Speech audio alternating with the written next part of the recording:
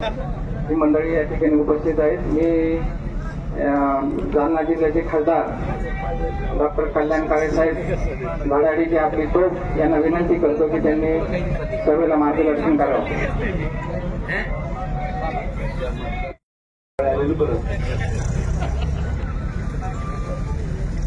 महाविकास आघाडीचे अधिकृत उमेदवार बबलूशेठ चौधरी यांच्या प्रचारार्थ आपल्यामध्ये आवर्जून उपस्थित असलेले आपल्या भागाचे काँग्रेसचे ज्येष्ठ नेते भाऊसाहेब पाटील साळुंखे, शिवसेनेचे तालुका प्रमुख जयप्रकाश चव्हाण, राजूरचे सन्माननीय दत्ता पाटील फुंगळे, बदनापूरून मुद्दाम आलेले विजयजी जराड, कारभारी पाटील टेपले, सुभाषराव बोडके, ज्ञानेश्वर पाटील फलके, गणपतराव गव्हाण, जावेद पठाण, रामसिंग साळुंखे, राजूभाऊ वनरसे, गणेशराव आंबुरे, रामेश्वर फंड, कडुआ पाटील गव्हाळ, ओळेकर मामा, भाऊसाहेब आंबोरे, ज्यांनी इतक्या वेळ बॅटिंग केली त्यांचं नावच नाही लिहिलं तुम्ही, अशोकराव पवार,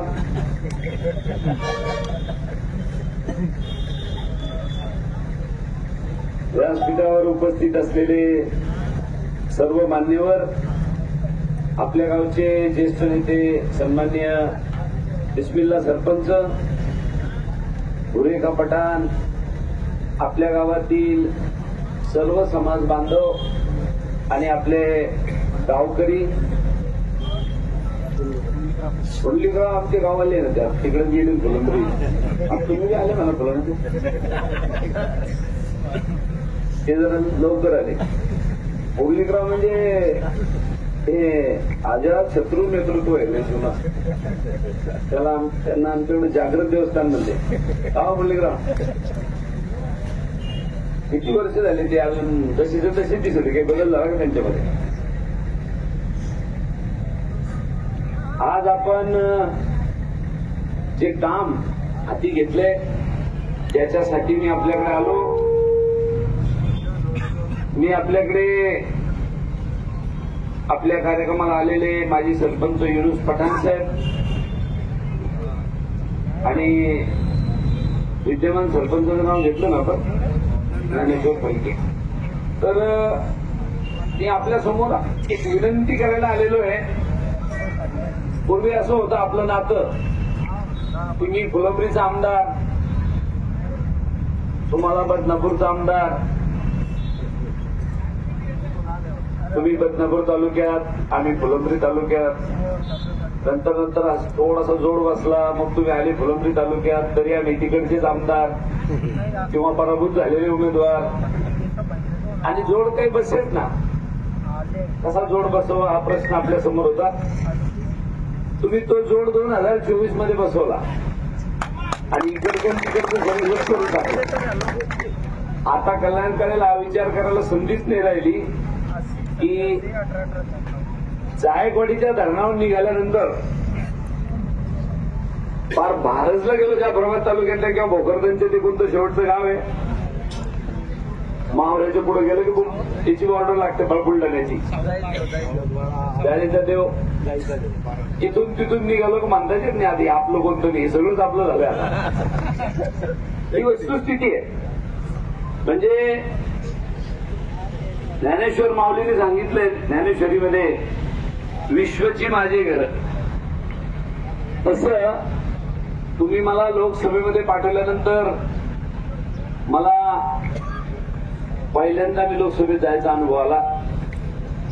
आणि मी जेव्हा त्या लोकसभेत गेलो, काश्मीर पासून तर कन्याकुमारीपर्यंत वेगवेगळ्या रंगाची माणसं, चेहऱ्याची माणसं, आकाराची माणसं, कपडे घातलेले माणसं पाहायला लागल्यानंतर मला तुमच्या सगळ्यांची आठवण झाली की तुमच्यासारख्या मंडळीने बटन दाबलं आणि मला कुठे पाठवलं, ज्या देशाचं आपलं सर्वोच्च सभागृह आहे. तिथं काम खूप मोठं आहे. इतकं मोठं काम आहे ते की तळेगावला एखादं रोडवरचं ड्रेनेजची नाली करून द्यायची किंवा खोली करून द्यायची, गट्टू बसवायचे, हे काम नाही तिथं. तिथं राज्याचे, देशाचे गट्टू बसवले जातात, एका गावाच्या ग्रामपंचायतीचे नाही. इतकं मोठ्या सभागृहात तुम्ही मला पाठवलं. मी परत एकदा आपल्या सगळ्यांचा ऋणी आहे, आपल्याला आभार मानतो, आपका सबका शुक्रिया अदा करता हूं. आपण सगळ्यांनी मला खूप मोठं सहकार्य केलं आणि एक छोटासा कार्यकर्ता होतो मी आणि माझ्या समोर जो उमेदवार उभा होता ज्याला तुम्ही पराभूत केलं ते असं लोक म्हणतात ते लय मोठा माणूस आहे, कसं काय कल्याण काळेकडून पडत बाबा होतो पण कल्याण काळेने त्याला नाही पाडलं. तुम्ही कल्याण काळेला निवडून आणल्यामुळे ते पडला. तुमच्या डोक्यात होतं की आपल्याला हे बारी मी कल्याण काळेकडून जिताकडला आणणार आणि म्हणून ते पडले आणि तुम्ही असं तसं नाही पाडलं. पाडल्यावर भाऊसाहेब पाटील काठीच हातात दिली गाड्याच्या. अहो काठीला घेऊन मारा हात नको. काठी कोणाच्या हातात येते? एक येते डोरं आणणाऱ्याच्या आणि दुसरी येते पोरं सांभाळणार. आपल्या घरात म्हातारे माणसं झाली, आजी आजोबा वय झालं की त्याच्या हातात काठी येते. परंतु तुम्ही मंडळीने त्यांच्या हातात काठी दिली, पण त्या काठीचा उपयोग काय करू लागले ते माणसाला हाणाला. आणि माणसाला आणून मी काय म्हणते ते म्हणते चला रे भाऊ माझा पोराचा फॉर्म भरायला. किती वेळ दिवस आणले तुम्ही? ही किमया, ही कला, हा अधिकार, ही ताकद ही तुमच्यात आहे. माणूस बदलायची ताकद तुमच्यात आहे. लोकशाहीने तो तुम्हाला अधिकार दिलाय आणि आता त्या काठीनं भागाना तर ते काल परवापासून लातही मारायला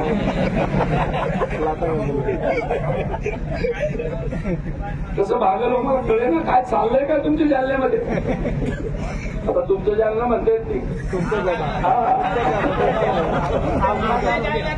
आपल्या जालन्यात काय चाललंय म्हणजे काय करतेच लोक तुमच्याकडे ते आपल्या पोखरदन जात्रा मधला हेच मला कळे ना काय लावलंय. लोकशाहीमध्ये आम्ही समाजाचे प्रतिनिधी आहोत. आमचं काम आहे तुमचं लोकप्रतिनिधित्व करणं आणि पुढे जाणं. मी आपल्या सगळ्यांना त्या ठिकाणी विनंती करायला आलो की आपल्याला बबलू शेठ चौधरीला निवडून द्यायचंय. मी लोकसभेला उभं राहिलो त्यावेळेला मी काही प्रत्येक गावात मतं मागायला जाऊ शकलो नाही, मी गेलोय नाही. हे व्यासपीठावर बसलेले बबलू शेठ पासून भाऊसाहेब पाटलापासून त्या सगळ्या मंडळीने गाव टू गाव फिरले, हातपाय पडले, विनंती केली आणि मला माझ्यासाठी मतं मागितले. आणि तुम्ही मंडळीने यांच्या विनंतीला मान दिला आणि मला 1,10,000 मताच्या फरकाने निवडून दिलं. लोकशाहीमध्ये हा अधिकार तुमच्याकडे दिलाय परमपूज्य डॉक्टर बाबासाहेब आंबेडकरांच्या संविधानाने आणि तुमचं काम आहे की आता तो लोकशाहीचा अधिकार आता विधानसभेपर्यंत वापरायचा आहे. कालची लढाई काय होती? कालची लढाई आपला खासदार होण्याची गरज होती. 50% लढाई आपण जिंकलो. आता आपल्याला विधानसभेची लढाई एकदा जिंकलो की आपली राहिलेली 50% लढाई सुद्धा आपण जिंकू. म्हणून माझी आपल्या सगळ्यांना विनंती राहील की मला आपण लोकसभेला पाठवलं. मला आपल्या तळेगावला काही निधी मंजूर करून आणायचा आहे तर मी दिल्लीवरून ते पैसे मंजूर करून आणेल. पण दिल्लीहून तळेगावला येत नाही, ते दिल्लीवरून मुंबईला येतात आणि मुंबईवरून मग तळेगावला येतात. तर ते मुंबईवरून तळेगावला आणायच्या मध्ये एक माणूस राहतो आणि त्याचं नाव आहे आमदार आणि ते आपल्याला बबलू शेठला करायचं. ही विनंती करायला मी आपल्याकडे आलो का बबलू शेठ सारखा एक कार्यकर्ता जो गेली 18 वर्ष तुमची सेवा करतोय, तुमच्या सुखदुःखात येतोय. एकदा उभं राहायला पडला, दोनदा उभं राहायला पडला, गडी तिसऱ्यांदा उभं राहायला. पण बबलू शेठ पडल्यानंतर घरात बसले का? बबलू शेठच्या डोक्यात तो किडा म्हणता नाही मी लोकांकडे गेलो पाहिजे, लोकांच्या सुखात गेलो पाहिजे, लोकांच्या दुःखात गेलो पाहिजे. नवरी वाटेल लवरायले तरी बबलू शेठ चाललाच लागला. अरे बबलू शेठ लग्न लागून 2 मिनिटं झाले, नवरी वाटेल नाही फिर भी मिल के आएंगे, अरे फिर भी मिल के आएंगे, फिर भी मिल के आएंगे. चाललंय बबलू शेठचं काम. सरळ साधा सोपा माणसं बारुळे राहते बाले, कोडीले बारुळे आपण काय काय म्हणतो माणसाला, कोडीले बारुळे चावट आधी दुधाचे भाव 40 रुपये लिटर होते ते 20 रुपये लिटरवर आले. हे शेतीमाल गडगडला का? कमी भाव काय झाले?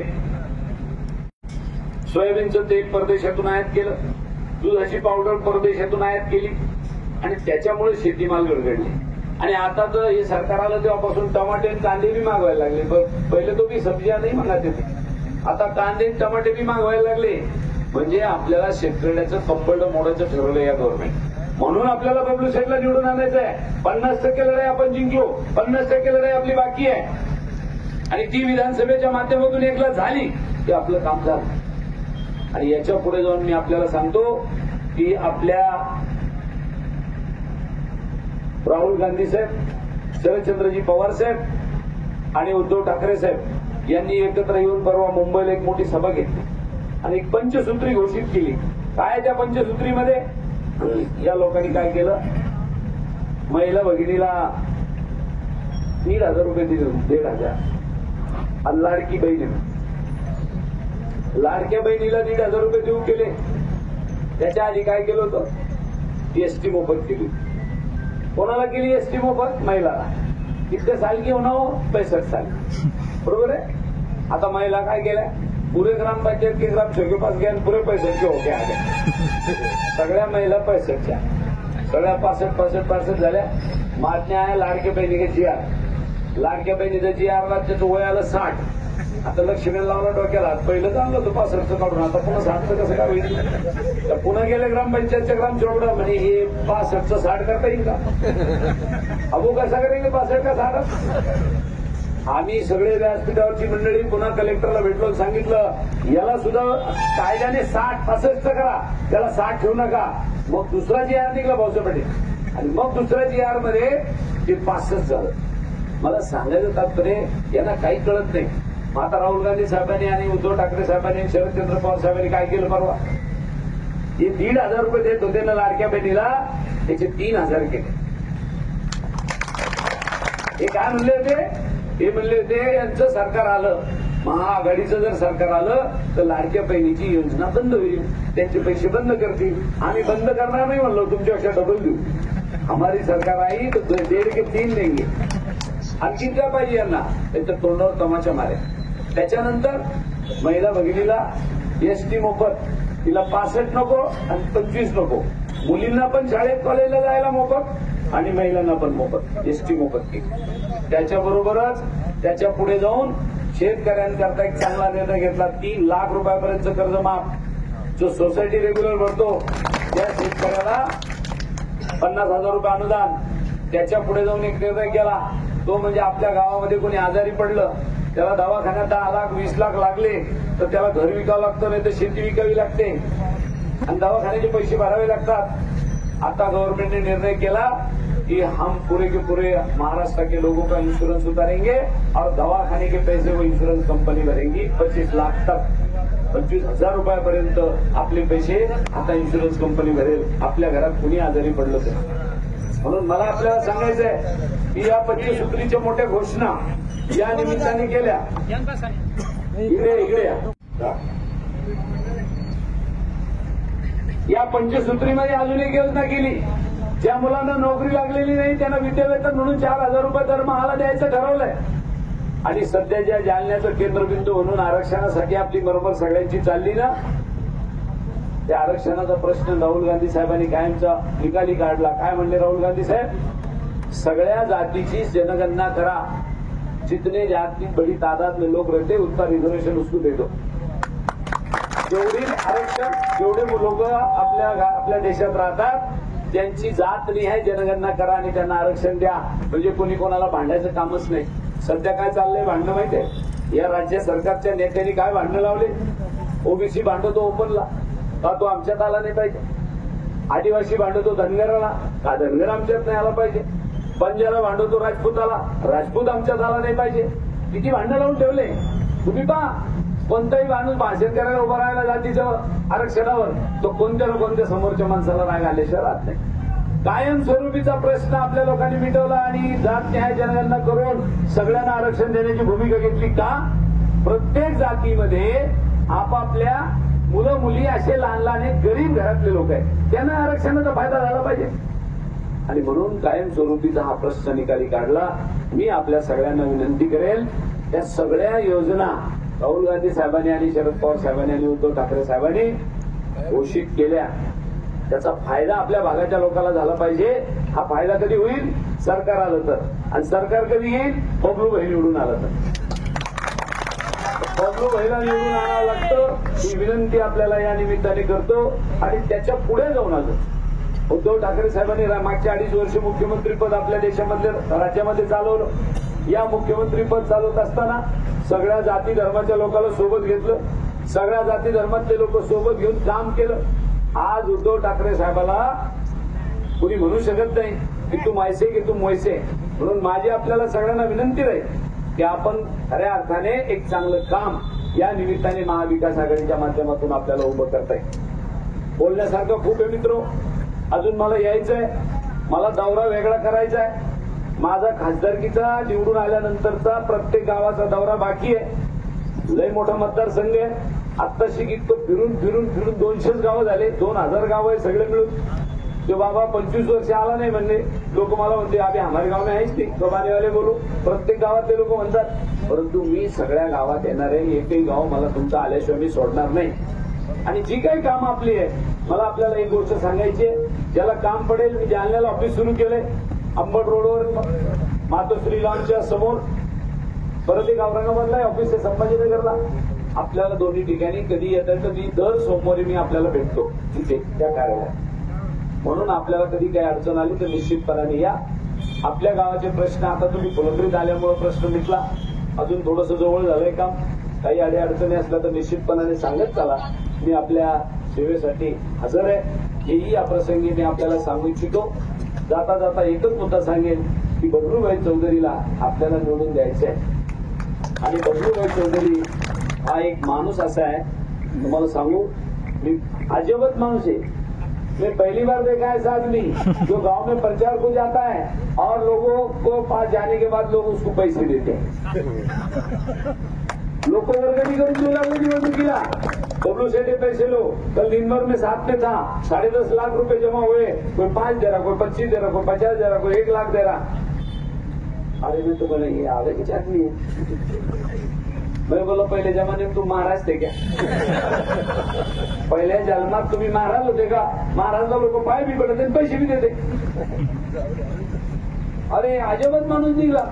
सगळ्या तालुक्यामध्ये लोक निवडणुकीला पैसे नाही मागे ना, पैसे देऊ लागले निवडणुकीला वर्गणी. तो भाई हे पैसे ले लेके जाओ, हे लेके जाओ.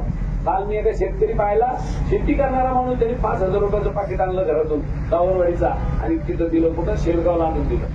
म्हणजे इतकी मोठी माणसं आपली ग्रामीण भागात अजूनही आहे. त्याला दानशूर माणूस बोलतो. माझ्याकडे 100 रुपये, मी त्यातले 50 होत नाही, पण याच्या घरी लग्न आहे, याला दिले पाहिजे. ही भूमिका असली पाहिजे आपली. आणि काय वावग आहे, आपल्यातलाच एक माणूस आहे. आता जर मला तर बबलू शेठच्या घरच्याचीच कमाल वाटते, अजून याला घरून काढून कोण नाही गेलं.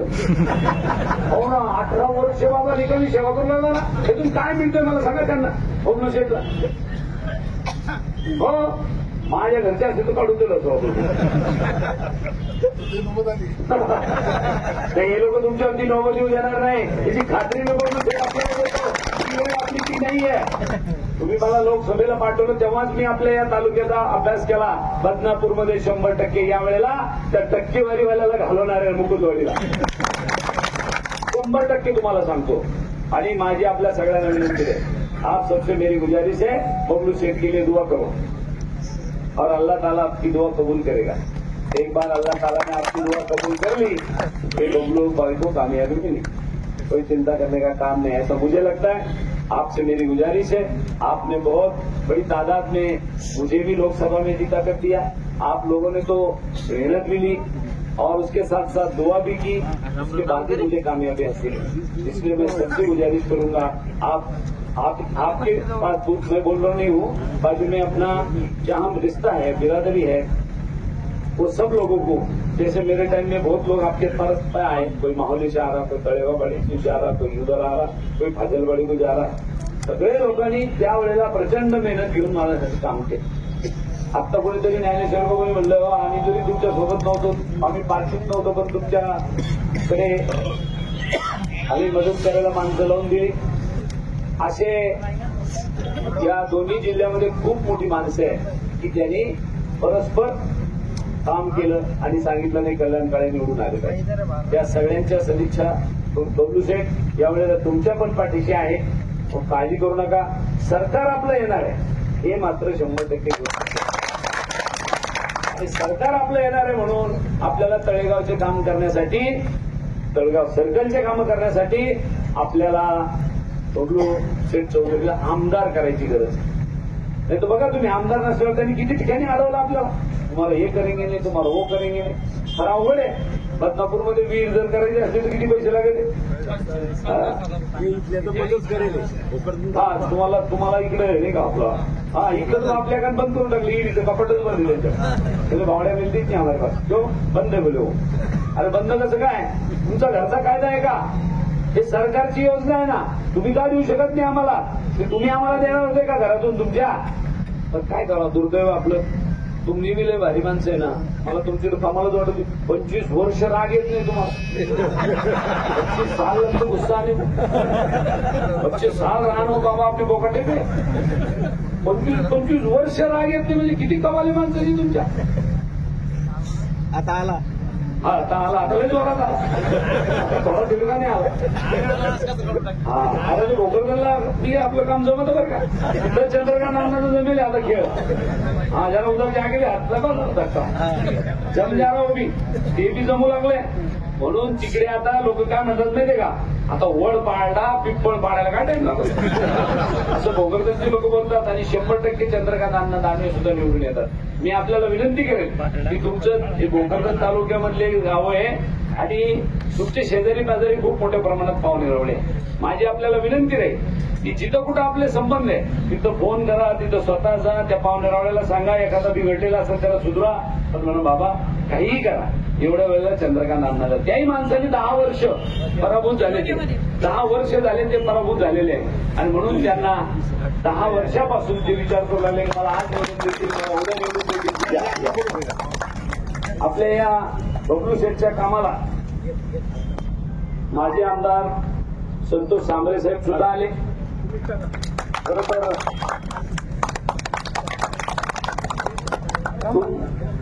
तुम्हाला बी असं वाटत असं नाही आजच काम आहे, बबलू शेठ काँग्रेसवाला, राष्ट्रवादीवाला, हे बाबा शिवसेनेवाले पण जोरात पळून राहिले सगळे एकमेकांना.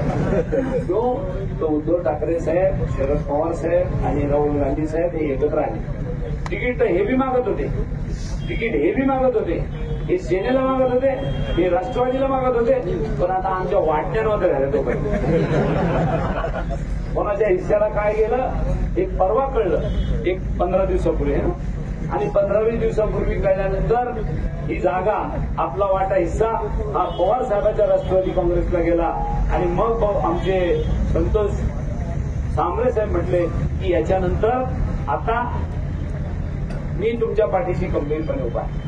त्याने मला लोकसभेच्या निवडणुकीमध्ये सांगितलं होतं की साहेब मला तिकीट मिळालं तर बबलू मला माझं काम कर, आणि बबलू भाईला जर तिकीट मिळालं तर आम्ही बबलू भाईचा प्रचार करायला तयार आहे. म्हणजे आता गंमत अशी बघा, हे कधी घडतं ज्या वेळेला आपण सगळे मनाने एकत्र येतो.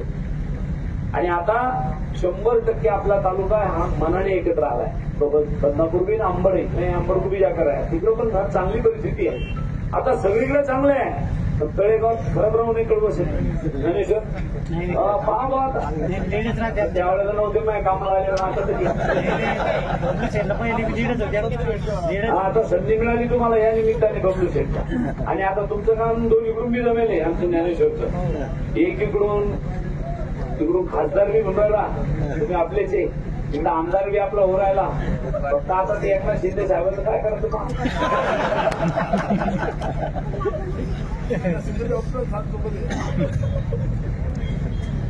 नाही. आता आपलं सरकार येणारे म्हटल्यावर ते काय करते बिचारे.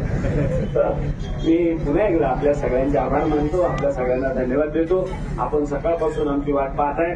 खरं तर मी फुलंब्रीला थांबलो. बबलू शेठ कोणत्या गावाला रॅली काढायला निघाले अकोलामध्ये, म्हणून मला निरोप लागला. मी फुलंब्रीत पुन्हा अर्धा तास थांबलो आणि मग पुढे आलो.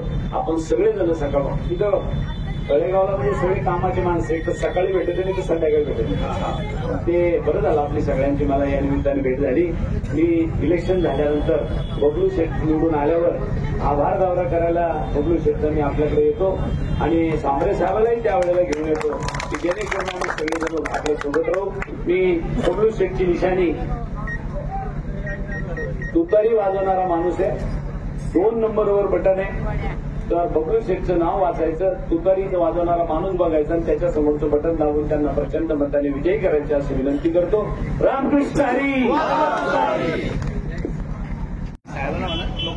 विनंती करा. खरं तर प्रोटोकॉल प्रमाणे खासदार साहेबांनी बोलल्यानंतर मी बोलणं योग्य नाहीये, पण तरीही खासदार साहेबांनी आदेश केल्याप्रमाणे मी आपल्या सर्वांना विनंती करतो की येणाऱ्या 20 तारखेला या मतदारसंघातील भ्रष्टाचारी रूपी रावण हा नारायण कुचे याचा अंत करण्यासाठी आपण बबलू शेठ चौधरी यांना मोठ्या मताधिक्याने निवडून द्या. जो प्रेम, जो आशीर्वाद आपण माननीय खासदार साहेबांवर लोकसभेच्या निवडणुकीच्या माध्यमातून दाखवलेला आहे. त्यानंतर मला वाटतं आपण या ठिकाणी आभार सभा पण घेतली, खासदार साहेब इथे घेतली, वाडीवर पण घेतली, रामभाऊ बरोबर आहे ना. तर जो प्रेम आपण लोकसभेच्या निवडणुकीच्या माध्यमातून खासदार साहेबांवर दाखवला तसाच प्रेम आपण बबलू शेठवर दाखवावा. आम्ही शिवसेना, काँग्रेस, राष्ट्रवादी, शरदचंद्र पवार पक्ष हे पूर्ण एकजुटीने या निवडणुकीला सामोरे जातोय. गावागावामध्ये उत्स्फूर्त प्रतिसाद आहे. लोकांची सहानुभूती ही बबलू शेठ सोबत आहे. कारण या माणसाने आपला परिवार, आपलं कुटुंब न बघता 11 वर्ष आपल्या मतदारसंघामध्ये सातत्याने संपर्कात आहे, लोकांच्या सुखदुःखामध्ये आहे. खासदार साहेबांनी सांगितल्याप्रमाणे आम्ही तिकिटासाठी शेवटपर्यंत लढा दिला, पण ज्या दिवशी तिकीट बबलू शेठला मिळालं त्या दिवसापासून आम्ही कामाला लागलेलो आहोत. कोणीही मनात काही शंका कुशंका बाळगू नका, कारण ही भाजपची मंडळी आहे. खासदार साहेब ते या कामात पार पटायचे, बरोबर आहे ना अंकुशराव? कडवं शेठला जास्त माहिती. तर ही मंडळी आपसामध्ये भांडणं लावणार, कोणी म्हणणार हा इकडे गेला, कोणी म्हणणार तो तिकडे गेला, असा कोणत्याही भूलथापांना आता निवडणुकीचे 4 दिवस आहे. या 4 दिवसामध्ये पैशांचा पाऊस पडला जाईल, अफवा पसरवल्या जातील, काहीही बोललं जातील. कोणत्याही गोष्टीवर विश्वास न ठेवता बबलू शेठ चौधरी यांना प्रचंड बहुमताने निवडून द्या, एवढंच आवाहन करतो आणि थांबतो. जय हिंद, जय महाराष्ट्र.